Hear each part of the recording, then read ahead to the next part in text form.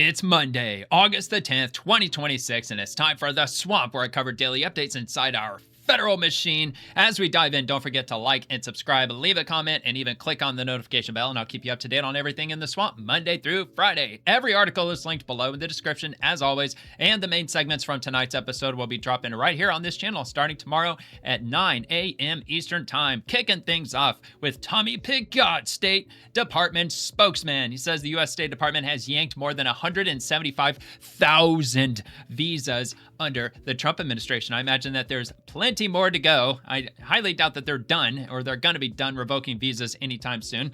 But look, as long as they play by the rules, then they won't get their visas revoked. This is going to be on Fox News. The State Department on Monday announced today that it has revoked over 175,000 visas during the Trump administration. The announcement comes less than 2 years since Trump started his second term. Quote, under President Trump, the United States Department of State has revoked more than 175,000 visas from foreign nationals who violated the terms of their visas. They committed crimes. They called for violence against U.S. citizens. They even defrauded Americans, abused our immigration system, or also endangered national security itself, said the State Department.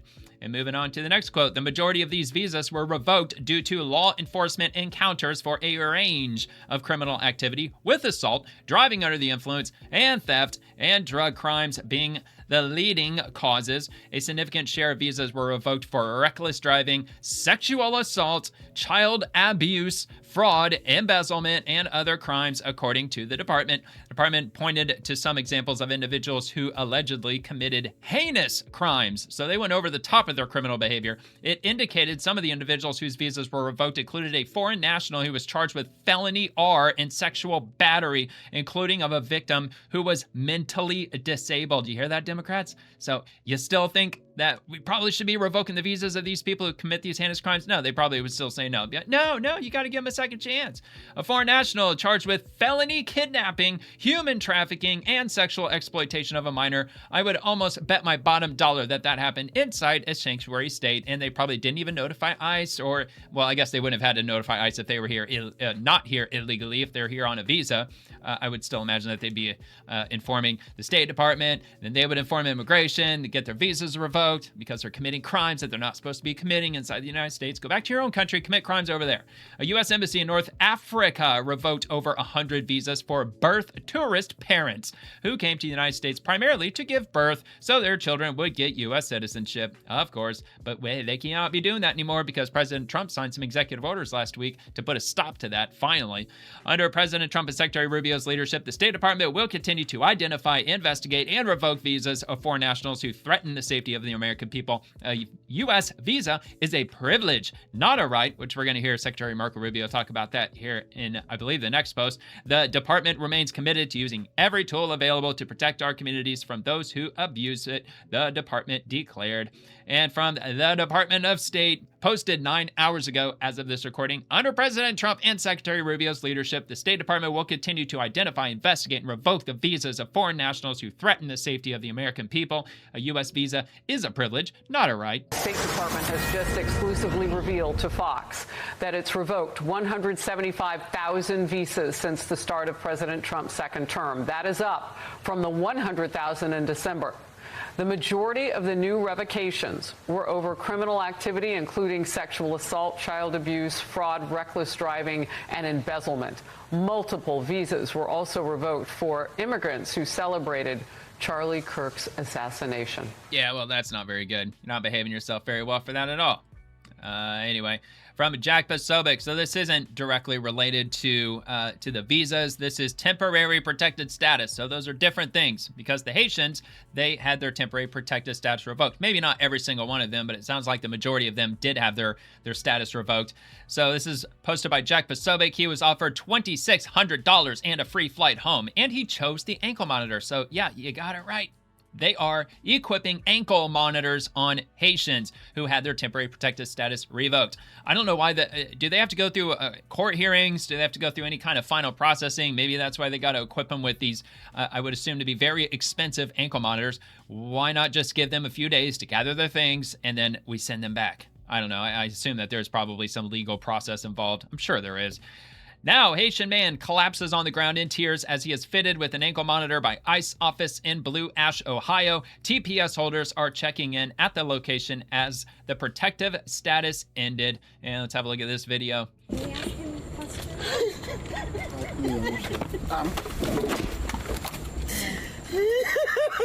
question?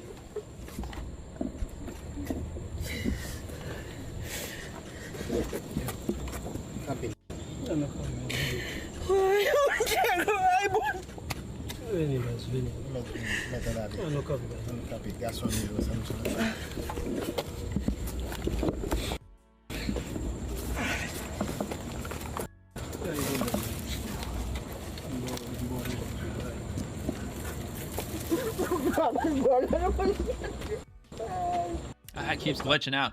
All right, so that's basically what's happening. He's getting emotional. He's upset because he got fitted with an ankle monitor, and I think that just the situation just became real because he was fitted with an ankle monitor, so they can keep track of him. So when his number comes up, then they can send him back to Haiti, because there's hundreds of thousands of them who are being sent back to Haiti. Again, I don't know if that's strictly speaking necessary to use ankle monitors, just strictly from a financial perspective of how expensive that program's got to be. And who won that contract? Some private, mega company who does contracts with the government must have gotten a sweet payday for that.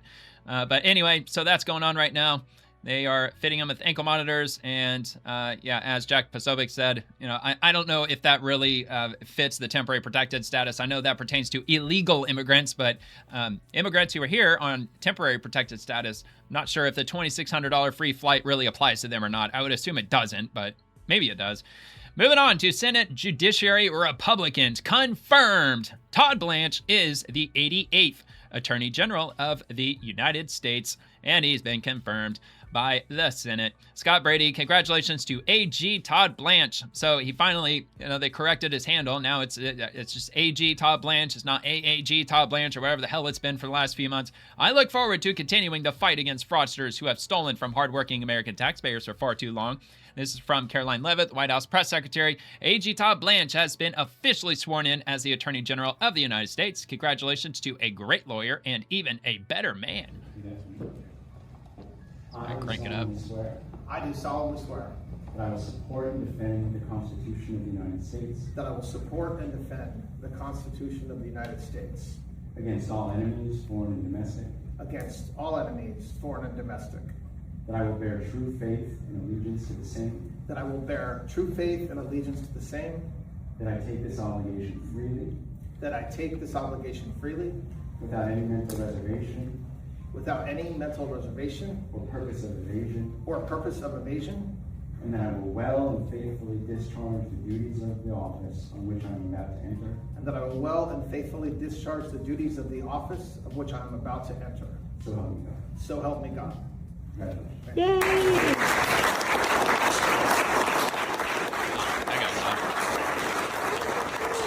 It's a done deal. We got a new Attorney General. And it's Todd Blanche. Okay, so we get it. He's Trump's lawyer. Democrats are all pissed off about that. Not sure how effective he's really going to be. Hopefully he'll be effective just for the sake of the country. And I believe I have one more angle. It's the same thing from FBI Director Kash Patel. Congratulations to my friend AG Todd Blanche on being sworn in as Attorney General of the United States. This FBI looks forward to continuing our work alongside AG Blanche to uphold the rule of law, protect the American people, and deliver justice across this country. Director Kash Patel. And we've got, like I said, it's just a different angle of the same thing. I don't even know if it's really worth playing through again. So help me God. Congratulations. Okay, well, there you go. It's just like, congratulations. Let's hear him clap again. In the White House, in the Oval Office, with President Trump in attendance. Of course, because it's in the Oval Office. Another one from Caroline Leavitt. President Trump names Will Scharf as the next White House counsel. This is going to be on Newsmax. And as soon as it loads, it's taking its sweet time tonight. President Trump announced Sunday that the White House Staff Secretary Will Scharf will become White House counsel beginning September the 1st, replacing David Warrington, who is leaving the administration for the private sector. Quote, "It is my great honor to announce that effective September 1st, Will Scharf will become assistant to the president and White House counsel," Trump wrote on Truth Social. Trump praised Warrington for doing a truly outstanding job as White House counsel and previously as an attorney for his presidential campaign. Scharf, a former federal prosecutor who represented represented Trump in several of his legal battles, has served as White House staff secretary since Trump returned to office in January of 25. In that position, Scharf oversees the flow of documents and other material to the president. He was part of Trump's legal team in the federal election interference case brought by former special counsel Jack Smith and became a prominent television surrogate during those legal battles. Trump noted that Scharf represented him in numerous cases, including at the Supreme Court, during which he called the Biden administration a corrupt and illegal campaign of weaponization. Scharf also serves as chair of the National Capital Planning Commission. Before joining Trump's White House, he worked as a federal prosecutor in Missouri, practiced privately, and clerked for 2 federal appeals court judges. He is a graduate of Princeton and Harvard. Will is tough, strong, and smart, Trump wrote. He also loves our country and respects the law. Will Scharf will do a great job as White House counsel. Scharf's elevation places another attorney who helped defend Trump during his criminal cases in a senior administration post. Other former Trump attorneys serving in prominent positions have included Warrington, Solicitor General D. John Sauer, and Todd Blanche. As White House counsel, Scharf will serve as a top legal advisor to the president and White House as the administration navigates legal challenges to its policies and executive actions. There you have it. So they've got a new White House counsel, and this from JD Vance. Congratulations to both Dave and Will. Dave has been a true asset to the president over the last several years and has served in his role with the highest integrity. Everyone in the White House will be sad to see him go, but incredibly excited to see what he does next. Will is whip smart and will serve the president as well as counsel. Excited for them both. And this is President Trump's True Social that they were talking about in the article. It is my great honor to announce that effective September 1st, Will Scharf will become assistant to the president and White House counsel, replacing a man, David Warrington, who has done a truly outstanding job as White House counsel and before that for my presidential campaign. David will be going on to the private sector. Will has done an amazing job in his current role as White House staff secretary and has also served as chairman of the National Capital Planning Commission. I know Will well. He previously represented me in numerous cases, including at the Supreme Court during the Biden administration's corrupt and illegal campaign of weaponization. He also previously served as a federal prosecutor, worked as an attorney in private practice, clerked for 2 federal appeals court judges, and was a top student at both Princeton and Harvard. Will is tough, strong, and smart. He loves our country, respects the law. Will Scharf will do a great job as White House counsel, President Donald J. Trump. And move into Taylor Van Kirk, Vice President JD Vance on how to fight fraud. Switching gears to fraud.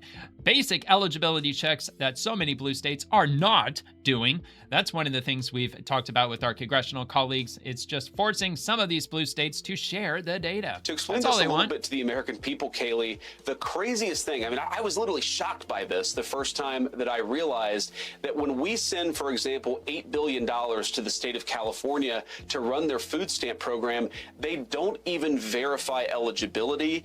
You could have illegal aliens on that program. We have no sense that the federal government, we send them $8 billion, it goes out the door, and we have no way of confirming whether the state of California is actually spending that on needy Americans, because of course we want to help people who can't afford a bite to eat. But the program is not there for illegal aliens. It's not there for fraudsters. And what California and so many blue states have done is really turn down the eligibility requirements, turn down the verification requirements, and we unfortunately are just going to have to force them into some basic stuff. Things like checking when somebody signs up for food stamps. Are they in this country legally? Do they actually have proper photo identification? Have they committed a terrible felony in the last couple of years? Basic eligibility checks that so many blue states are not doing. So we're going to have to force them to do that. And that's one of the things we've talked about with our congressional colleagues, is just forcing some of these blue states to share the data. I will say, Kaylee, in the defense of some blue states, some Democrats have been willing to work with us because they recognize that fighting fraud should be a bipartisan issue. Unfortunately, you've got the Californias and the New Yorks of the world who seem to want their states to be defrauded by the fraudsters, but we can't let that happen. It's gone on for too long, and the president has asked us to stop it. We're finally taking it seriously. Have any Senate Democrats called you and said, hey, how can we help with these legislative priorities? I'm not holding my breath, Kaylee. Unfortunately, the Senate Democrats are too captured, I think, by the far left of their own party. Where you've had Democrats work with us, it's local officials, state officials, some attorneys generals whose job it is to prosecute the fraud. And so they realize how terrible the problem is. But unfortunately, Kaylee, I mean, this is the story of the National Democratic Party leadership. They won't do the things that even their own voters want them to do. I mean, you ask about fraud. I think one of the most serious frauds in our country is voter fraud. 80% of Democrats would love to see voter ID, but we can't get a single Democrat to help us with the Save America Act. I don't think, unfortunately, we're going to have too many Senate Democrats who are trying to stop the fraud. It's a shame because I'd love to work with them. Well, no, because they want to do voting by the numbers. And if they clamp down on that, then fewer people will be voting Democrat. That's all they care about. And that reminds me, I saw a meme comparing food stamps to feeding wildlife, such as you feed the wildlife, then they'll become dependent on you, and then they'll expect the next meal and the next. And then when you finally stop feeding them, they may just lash out at you. So that's an interesting comparison, of course, to the food stamps. I'm sure that's not the first time that's been circulated around.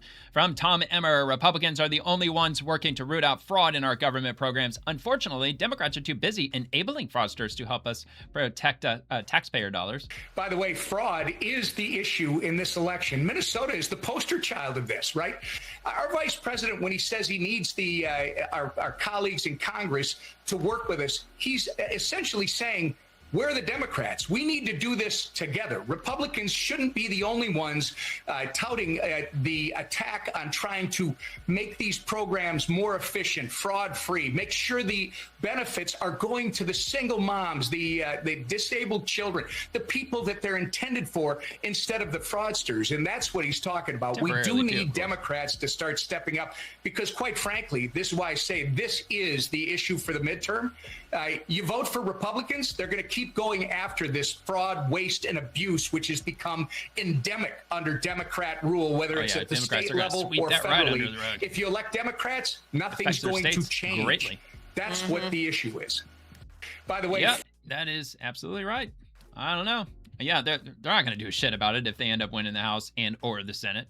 Jumping 4 stories off an apartment balcony to evade federal law enforcement. It's from Dr. Oz. I remember when this happened. I showed it right here on the swamp. Some dude, it was caught on CCTV, so we didn't see him jump off the balcony itself. We saw him land on the ground, though. And yeah, according to officials, they said that he leapt from a 4-story balcony in broad daylight because he was being chased after by the feds for committing fraud. And I'm assuming they caught up to him. I don't know. I didn't hear anything else regarding that he was caught on camera and he limped away. So I'm assuming that they ended up catching him. I didn't hear any follow-up on it, though, but let's check this out. This War on is fraud a war continues. on fraud, the likes of which you have never seen.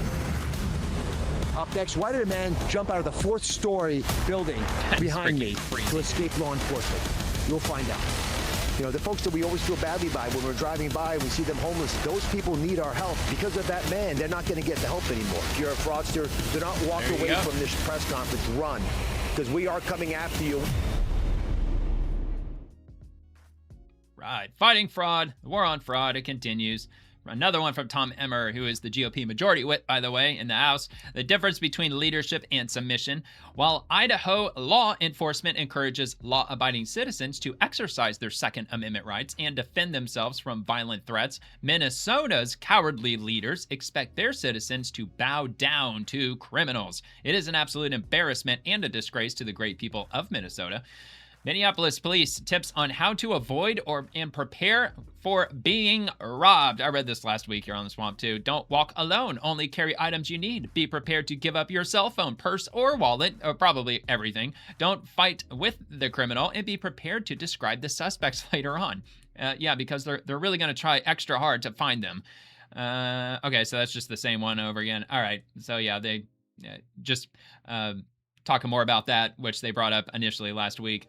Secretary Mark Wayne Mullen, while Americans enjoyed their weekend, the patriots of ICE worked around the clock to remove murderers, drunk drivers, pedos, sexual predators, drug traffickers, and other public safety threats from our communities. If you are in our country illegally, you do not belong here. We will find you, arrest you, and deport you.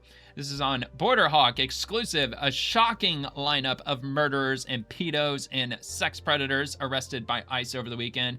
So they've got the thread emoji, means that there's more below. So let's have a look. DHS provided Border Hawk with photographs, nationalities, and prior conviction information on 15 of the worst offenders apprehended on August 8th and 9th, all of whom were in the U.S. illegally, of course. So most of the names, I'm not even going to begin to pretend that I even know how to pronounce them. Usually I try, but I'm not even going to try this time because it's just going to be absolutely ridiculous. So plus, I'm probably not going to be able to get through all 15 of them. I assume they're going to show the worst of the worst in the top 5. So let's just go with the top 5, and then I'll repost this if you want to check out the others. And so this guy's from Laos, first-degree murder in Pomona, California. So that's number 1. Ecuador, murder in New York City. That's him. And the next one, out of Mexico, vehicular homicide, DUI manslaughter, DUI with serious bodily injury in Polk County, Florida. Uh-oh, dude, you don't mess around in Polk County, Florida. Not with Grady Judd. Not with him as the sheriff. That's a big mistake. Next one, El Salvador, 2 counts of gross vehicular manslaughter while intoxicated in Long Beach, California. And the next one, El Salvador, 2 counts of involuntary second-degree manslaughter and fourth-degree assault in Boone County, Missouri. And lewd or lascivious acts with a minor and a hit and run in Santa Barbara, California. That dude's from Mexico. And another one from Mexico, aggravated sexual assault of a child and tamper and fabricate physical evidence in Liberty, Texas. So let's do one more. Nepal, sexual abuse, kidnapping, aggravated assault on a law enforcement officer, aggravated assault in Coconino County, Arizona. And it goes on and on. You know, like they've got 15 of these. Just the next and the next. And that's just over the weekend. And that's only 15. Last I heard, ICE is arresting somewhere between 15, 1,600 people a day. So these are just some of the worst that they decided to share with Border Hawk. And like I said, I'll give this a repost. There's a direct link to my profile below in the description if you want to take the shortcut to have a look at that, or you can go to Border Hawk. They posted that 4 hours ago. Let's see, 5:05 p.m. on Monday, August the 10th. Roll on. FBI Director Kash Patel. Because of President Trump's leadership, this FBI has swept away years of waste, cut bloated contracts, canceled the unnecessary $5 billion headquarters project. That's how much they were going to spend on the new FBI headquarters. Instead, they moved it over to the Reagan building. And restored accountability to how we spend taxpayer dollars. By consolidating facilities and fixing bad habits, we've returned $7 billion to the American people. Accountability isn't a slogan, it's now the standard. We're building an FBI that is leaner, stronger, more efficient, and relentlessly focused on protecting the American people. Director Kash Patel, and he included a video. $7 billion saved. That's the result of sweeping reforms at the FBI under Director Kash Patel, reversing the costly practices of former directors Comey and Wray. The changes began at the top. Patel reduced his personal days and holidays by nearly half. He also mandated the use of government airfields instead of Reagan National Airport, where travel by Comey and Wray cost taxpayers $3.5 million in avoidable landing fees, all to save themselves 20 minutes in a car. But that was only the beginning. New headquarters canceled. $5 billion in projected costs eliminated. Domestic leases cut. Redundant facilities closed. Hundreds of millions saved through contract reforms. The total, $7 billion. For years, waste was routine. Comey and Wray used Reagan Airport like their personal runway. Expensive leases and contracts grew larger while taxpayers paid the bill. But when Director Patel took over, he made a different choice. He brought a new standard to the FBI. Fewer personal perks, tighter contracts, leaner operations, and a new level of discipline across every aspect of the Bureau's budget. Accountability at the FBI is no longer just a promise, it's policy. Policy. New and improved FBI. Kash Patel's FBI. Ambassador Mike Waltz. The Iranian economy is devastated. It's still devastated. Their currency is tanking. They have 80-year high inflation. I'm sure it's not going to be going down anytime soon. All thanks to Operation Economic Fury. Not to be confused with Operation Epic Fury. It was the military operation as opposed to Economic Fury, which was done by the Treasury. Secretary Bessent is doing the Lord's work. So let's check this out. Operation Economic Fury, led by Secretary Scott Bessent, is devastating the Iranian economy. And I say this jokingly, but seriously as well. The Iranians are more afraid of Secretary Bessent than they are of Secretary Hegseth right now. When they're coming to the table to our negotiators, they are talking about cash, cash, cash, because they'll absorb the bombings. They don't care about their military. They don't care about their soldiers or even the Iranian people after they massacred 40,000 of them. But what are they worried about? They're worried about that their currency is tanking. Inflation is the highest in 80 years. The IRGC controls half the economy. Because this is a corrupt, elite, religious, fanatic regime that has devastated that country for many, many decades. They are constantly asking for access to cash, access to their assets that we've frozen.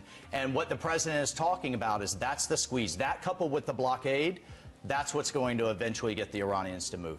Ah, well, see, key word there. Eventually. So when is eventually? Probably not before Election Day. This thing could, who knows, man? This thing could drag on for years and years. It probably will drag on for years and years, to be honest. And I think that's what a lot of people were afraid of when the announcement came out that Operation Epic Fury was happening. Like, oh, great. So now we're going to get entangled into a conflict with Iran. And how many people are there? Over 100 million people, I think. I'm pretty sure Iran has a population that large. All right, but anyway, Secretary of War Pete Hegseth, Lindsey Graham was an unapologetic champion for our military. Joint Base Lindsey Graham will carry his legacy forward for generations to come, at least until a Democrat administration comes in, and then they start changing all the names again. And let's see, rest easy, Senator, we have the watch. And they unveiled the name, U.S. Air Force Joint Base Lindsey Graham, and they shared some photos of the ceremony. Pete Hegseth was there, among others. Scott Bessent, he was also there in attendance. And let's see, got another one. Secretary of War Pete Hegseth, these are the warriors of Joint Base Lindsey Graham. May God be with them, guide them, and protect them on their mission. Same thing, no video, just sharing some images of him meeting some of the soldiers at the base. And we've got this from DOW Rapid Response. America is blessed to have the greatest warriors on earth. This one's a video.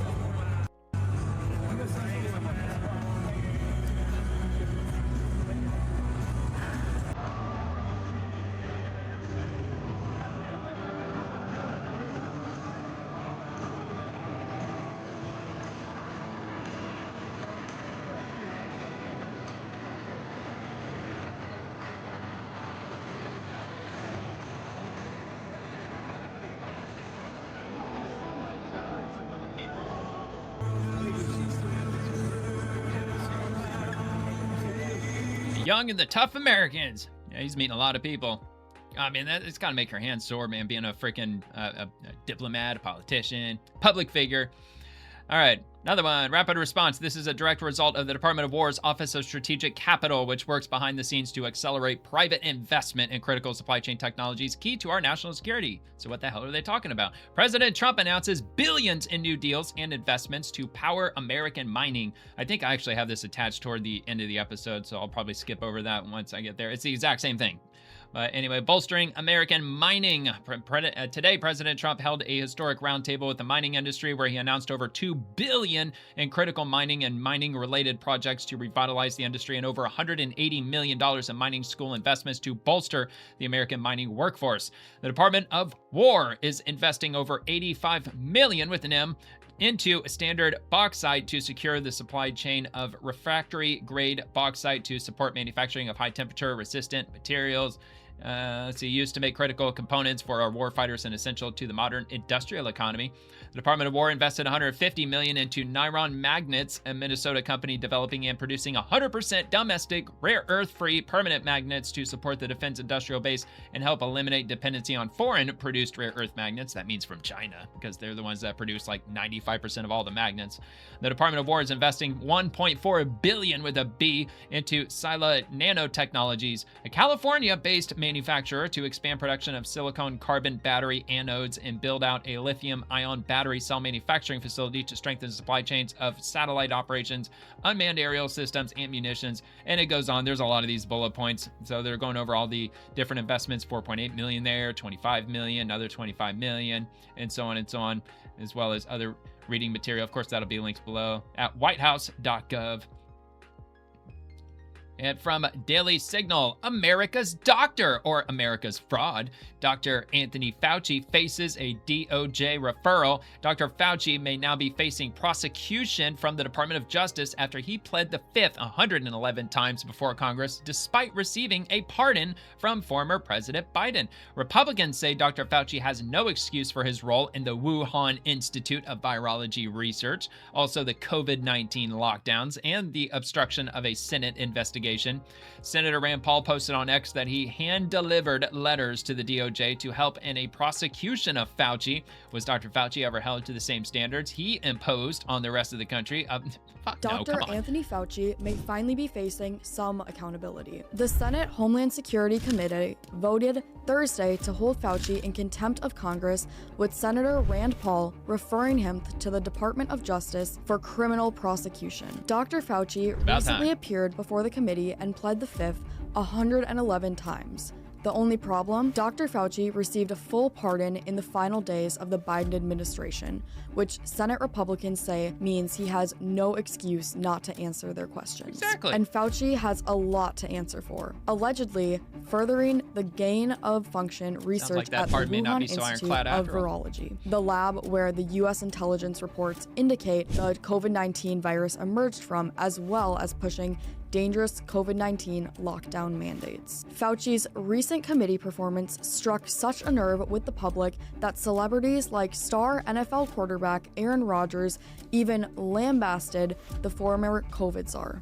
Like that absolute coward, Tony Fauci. Absolute coward. Yeah, it's back, baby. Are you kidding me? Yeah, 111 You got a pardon and you're in front and you pleaded over 100 times? Rodgers concluded by saying, in part, that Tony Fauci is an absolute criminal. Dr. Anthony Fauci lectured Americans for years about mask mandates and the need for continued COVID-19 vaccinations. Yet public health guidance was constantly changing. In summer 2021, the Biden administration reversed a previous mask mandate recommending fully vaccinated people continue to wear masks indoors in locations with high COVID-19 transmissions rates. In liberal states, mask riding was permitted at mostly peaceful protests, while Americans had to watch their family members die at their windows in nursing homes. Americans who refused the vaccine were shamed, and those who questioned the efficacy of masks were often berated, all by so-called experts like Fauci, who were found out to be pushing you get full-on banned online. Until now, social media if you they've never faced accountability. Anthony Fauci was supposed to be America's doctor. Instead, America's once world-leading public health institutions failed under his watch. Now it's up to the Department of Justice to take action to hold Fauci accountable for his obstruction of the Senate Republicans' investigation into his previous conduct. I don't know, man. Will they be able to? Will the pardon hold up? How would they go through the process of challenging a pardon? I honestly don't have those answers. I really don't know. I've never witnessed any kind of situation like that where they have challenged any kind of pardons, and if there's any overlap.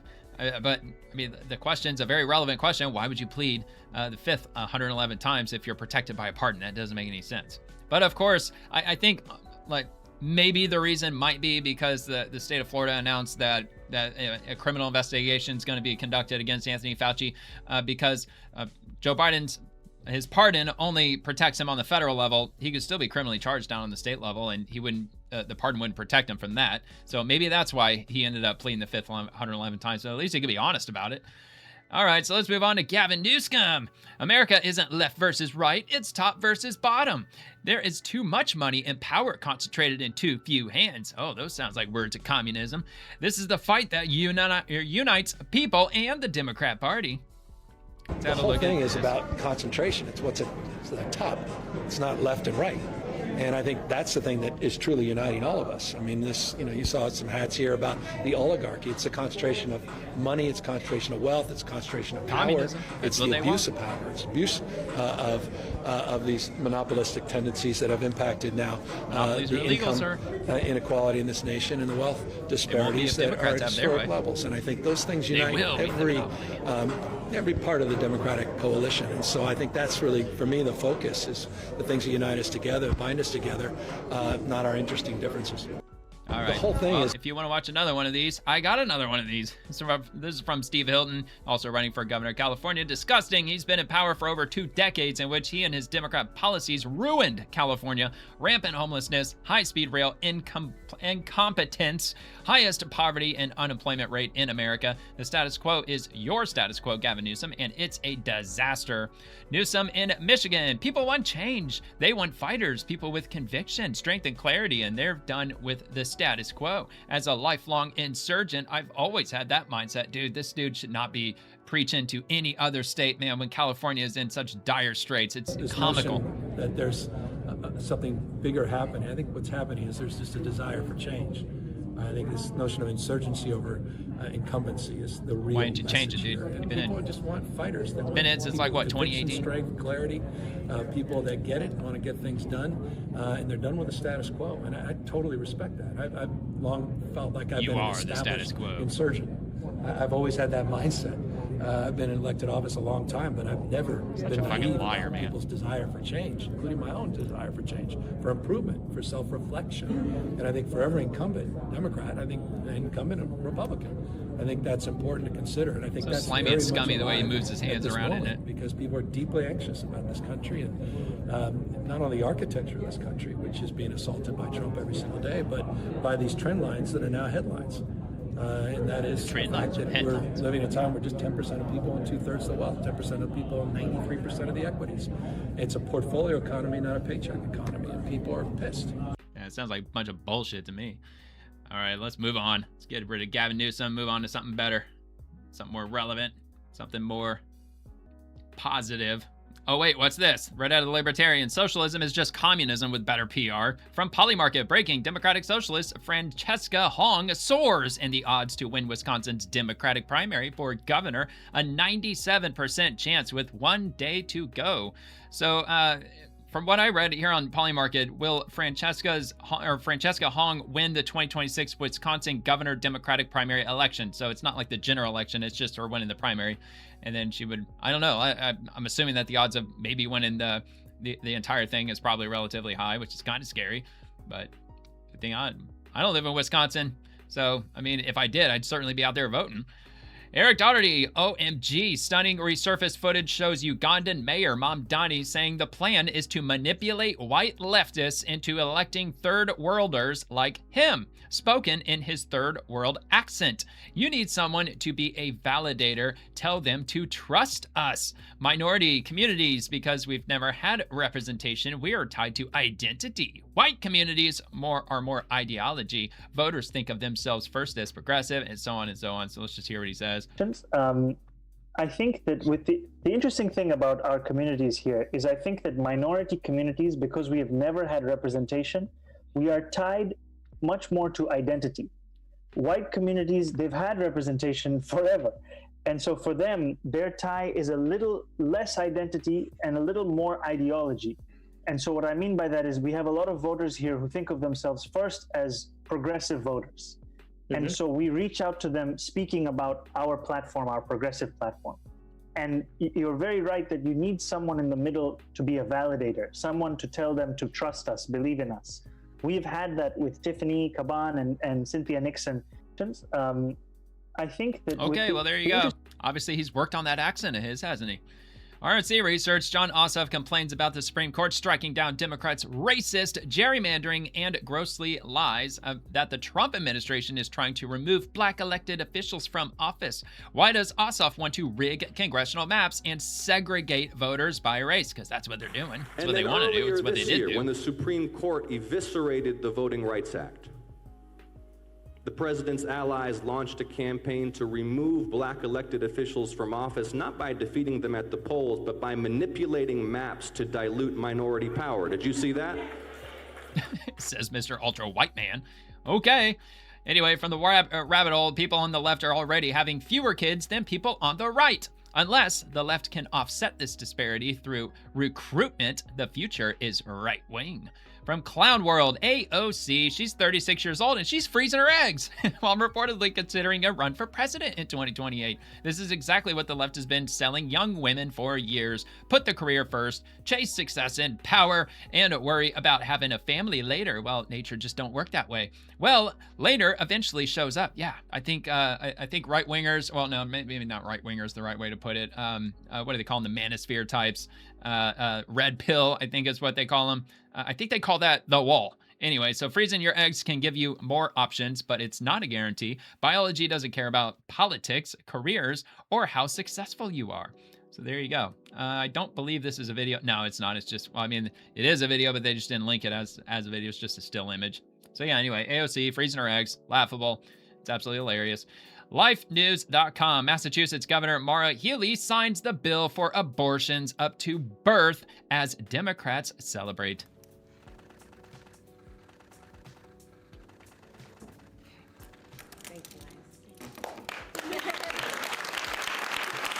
Yay, childless women. All right, so let's move on.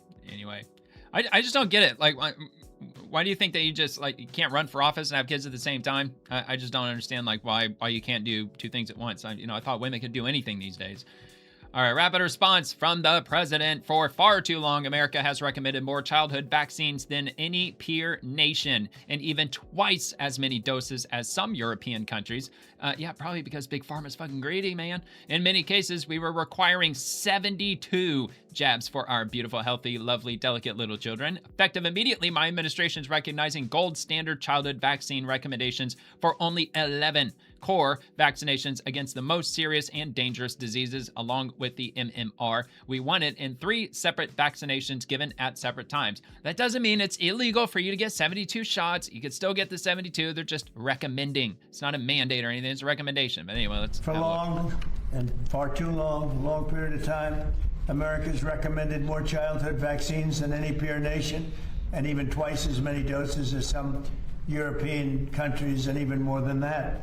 In many cases, we're requiring 72 jabs for our beautiful, healthy, lovely, delicate little children, including giving the hepatitis B shot to infants and newborns on top of many other vaccinations. The hepatitis B shouldn't be given until they are 14 or 15 years old. They were given early. Effective immediately, my administration is recognizing gold standard childhood vaccine recommendations for only 11 core vaccinations against the most serious and dangerous diseases, along with the MMR, which hopefully will be split up. You have the MMR. We want it in 3 separate vaccinations given at separate times. Together, there could be a possibility they're quite lethal, and separately, it looks like they are not at all lethal, but just very effective. So the MMR, we want to have separate visits, separate times. The vaccine being broken into 3 separate single doses, and vaccines being administered in separate visits. For example, at 1 year, you should have 5 separate visits for vaccines rather than getting them all in the same day. And I saw this early on, and I've seen proof of it, where they have a vaccination thing, looks like the size of a bottle of soda, poured into a little child's body, and bad things happen in many cases, in too many cases, because this is an explosion. This is an epidemic. So at year 1, you should have 5 separate visits for vaccines rather than giving them all in the same day. Very importantly, vaccinations for hepatitis B, COVID-19, hopefully that's reflected in insurance, and they'll charge you 5 separate times, recommended which they for probably all will. children. In addition, this executive order directs the Attorney General to advance legal challenges against states that violate children's rights to religious or medical vaccination exemptions for the exemptions.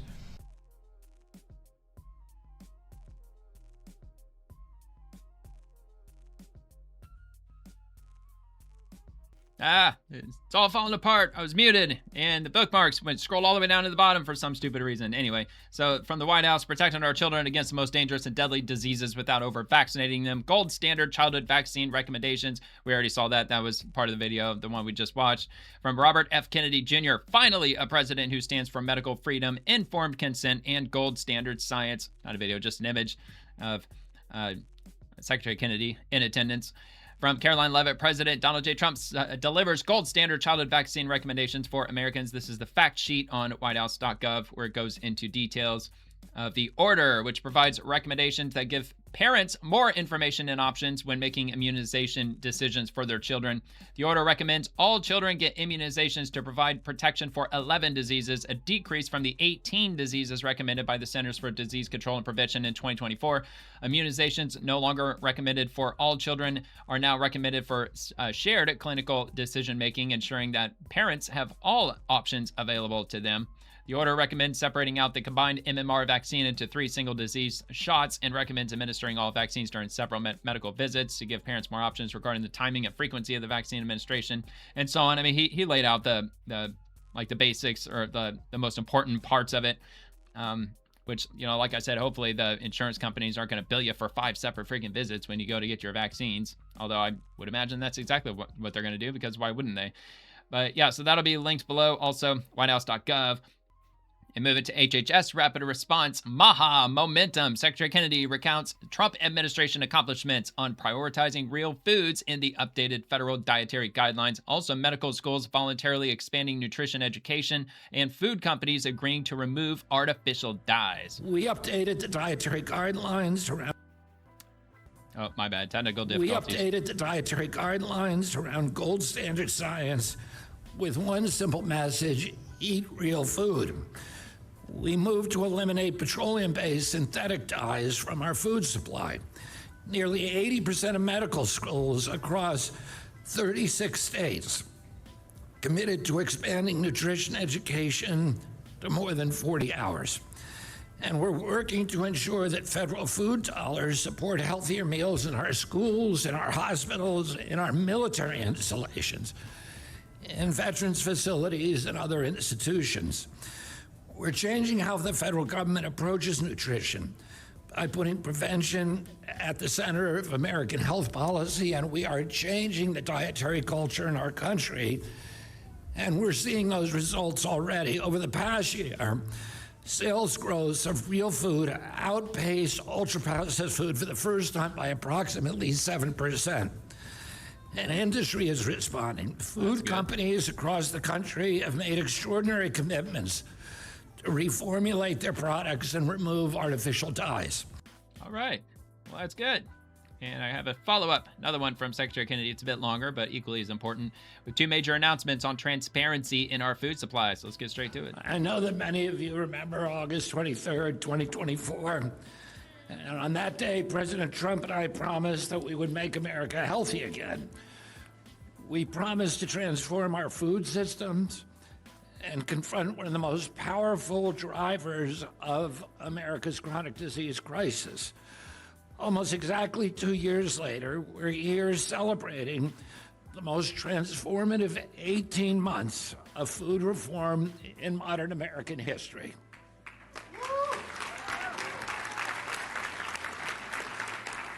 And today, we're taking 2 more historic steps clapping down here to in the bottom deliver right on that promise that we made 2 years ago.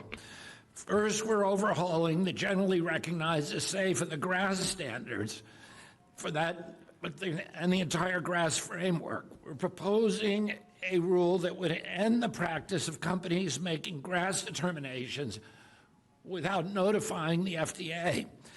The proposal will give the agency greater visibility into the substances that are entering our food supply. Second, alongside my friend and colleague, Agricultural Secretary Brooke Rollins, we submitted for final review the federal government's first definition of ultra-processed foods.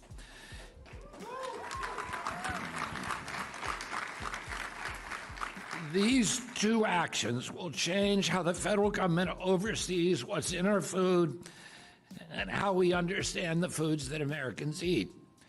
Nearly 60% of American diet is made up of ultra-processed foods. For our kids, it can be up to 70%. Obesity now affects more than 1 in 5 American children. And more than 70% of American adults are obese or overweight. Yeah, it's wild. The costs are spiritual, physical, and financial.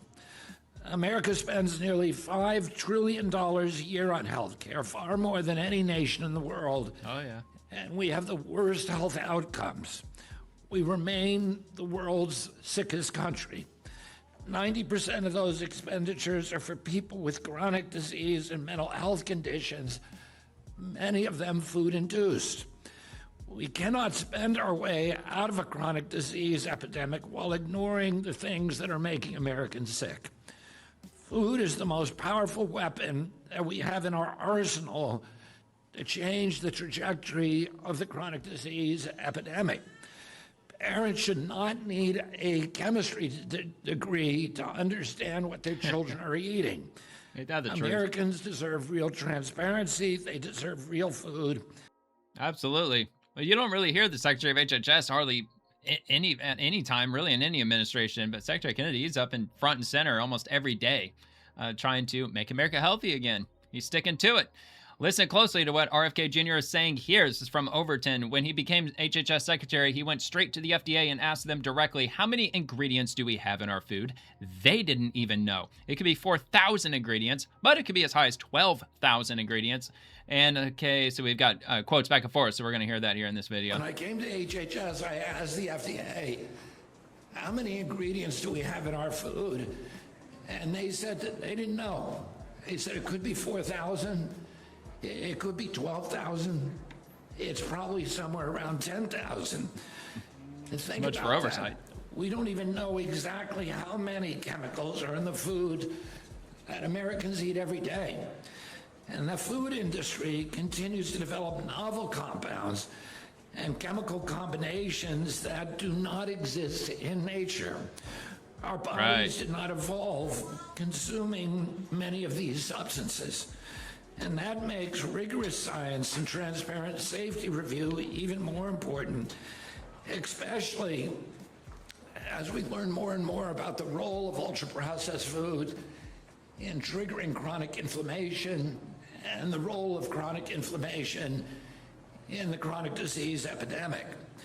Yet under the current system, the FDA does not even have a complete picture of what is entering the food supply, and neither, of course, do the American people. All right. Got a visitor here. Anyway, let's see if I can make this happen with her sitting up here. All right, moving on to the next. It's actually going to be a relatively short show because I don't think I got a whole lot more after this. And what else do we got? From Scott Turner from HUD, Housing and Urban Development. Uh-oh, it's going to sit all over my keyboard. Oh, that's going to be a disaster. For many homeless youth, achieving independence feels out of reach without real sustained help. Pivot's approach, providing more than just a bed and a roof, gives youth the foundation they need to build self-sufficient futures. Let's hear from Scott Turner. Well, hey everyone, this is Scott Turner. I'm here with my here we go. in Oklahoma's 5th District. Congresswoman Bice is doing a wonderful job of serving and leading her constituency here. We are here at Pivot, a holistic campus, if you will, serving today's foster youth.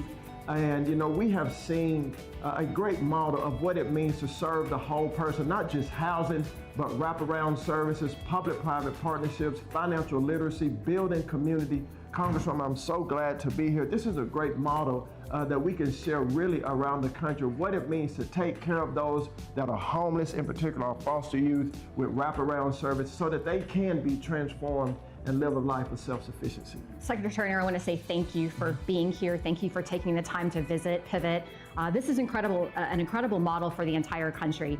This is a federal, state, local partnership that we're bringing everybody together and providing those services that the Secretary mentioned to be able to make sure that our youth, whether they are coming out of the juvenile justice system or they are coming out of foster care, have a pathway to success, whether they're getting training for education, workforce development, financial literacy. All of those things are so crucial in making sure that they are successful moving forward. And so thank you for taking the time to be part of this today. Absolutely. Well, as we celebrate 7 years of the Foster Youth to Independent program for First Lady Melania Trump, no greater place to celebrate that than here with you, Congresswoman Bice, here at Pivot. Great days ahead for our foster youth.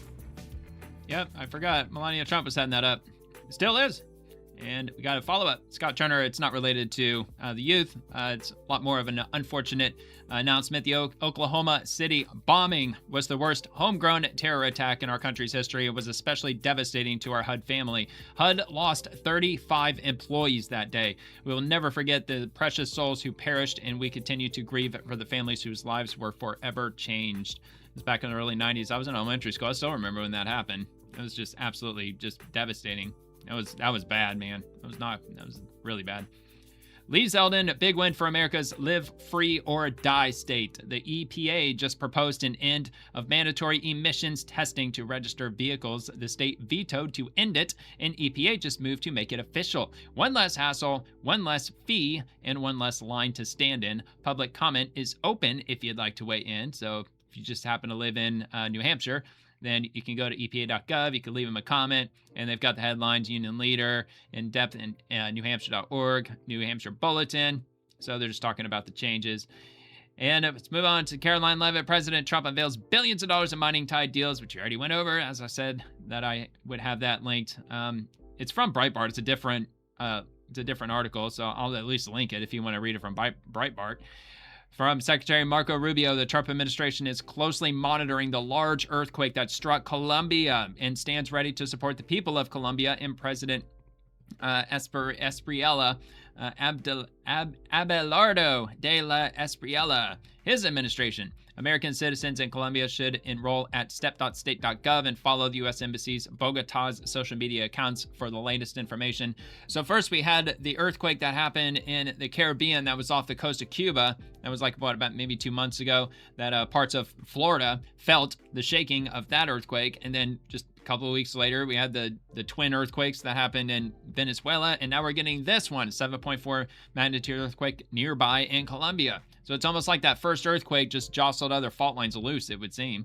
But this is from Breaking 911. The moment the Cathedral Basilica of Our Lady at the Rosary in Manizales, Colombia, partially collapsed as a powerful 7.4 magnitude earthquake struck the region. So we'll have a look at this.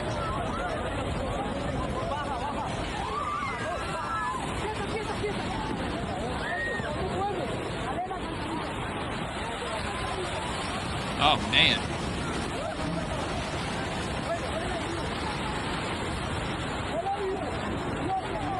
Damn.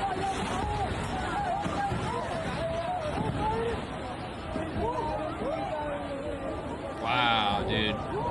And that was a 7.4. Imagine an 8 or higher. Well, thank God the church is still standing. It's a miracle it's still standing, honestly. It's all that crazy. The freaking trees, man. That was violent. Kicked up dust everywhere. I mean, as earthquakes do.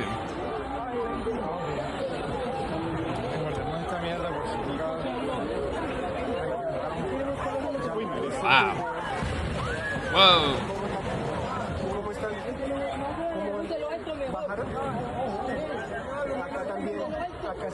Man, oh man. What if Colombia is really susceptible to earthquakes? I'm sure they get it from time to time.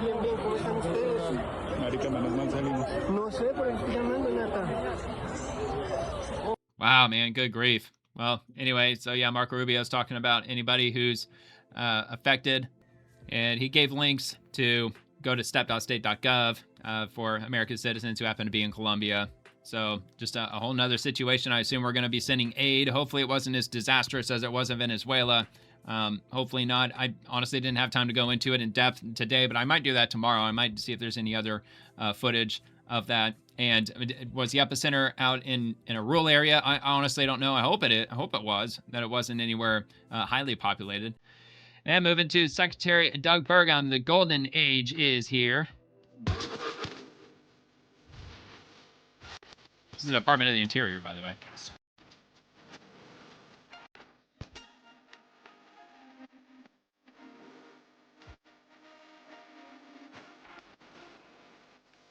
If it's muted, that's because YouTube muted it. Just to let you know. Yeah, it definitely sounds like the kind of tune that YouTube is going to mute out of the video. So if it was in silence, that would be why, because they They hit my video with the copyright. And let's finish up with NASA. In the early hours of Wednesday, August 5th, a portion of a SpaceX rocket impacted on the moon's surface. In this video, we answer some of your questions about that. So if you didn't know that, that happened. Part of a SpaceX rocket slammed into the moon. In the early hours of Wednesday, August 5th, a upper stage from a SpaceX Falcon 9 rocket made an unplanned impact on the lunar surface. Oh, shit. This Falcon 9 upper stage was from a January 2025 launch that successfully deployed Firefly Aerospace's Blue Ghost 1 lander through NASA's CLIPS initiative, or the Commercial Lunar Payload Services. A combination of solar activity and gravitational forces actually prompted the unplanned impact. Wow. NASA did not purposely plan to have this upper stage impact the moon. However, this is not something we're really concerned about. This is actually a technically accepted and safe method of disposing of hardware in low lunar orbit. And in some cases, mission operators actually choose to end their mission by impacting their hardware on the lunar surface because it's a predictable and trackable strategy for end-of-life hardware disposal. This poses absolutely no danger to anyone on Earth or any hardware on the moon. And in fact, scientists are eager to study this impact event as it can help us constrain how to track things like this in the future. Water ice. We love the moon for so many reasons, and one of those reasons is that it's a natural laboratory for processes happening all over the solar system. There's no atmosphere or environment, and the regolith, or the surface of the moon, is stable over really long periods of time.